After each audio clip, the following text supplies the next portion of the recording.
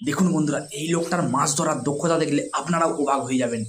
গ্রীষ্মকালের জলাশয়ের জল যখন হালকা শুকিয়ে এসেছে, এই লোকটা জলাশয়ের এক ধার থেকে দাঁড়িয়ে কিভাবে দূরের দিকে থ্রো করলো মাছ ধরার জন্য। আর কিছুক্ষণ পরে মাছ আটকা পড়েছে। দেখো, একটা বিশাল বড় সাইজের শোল মাছ আটকা পড়েছে।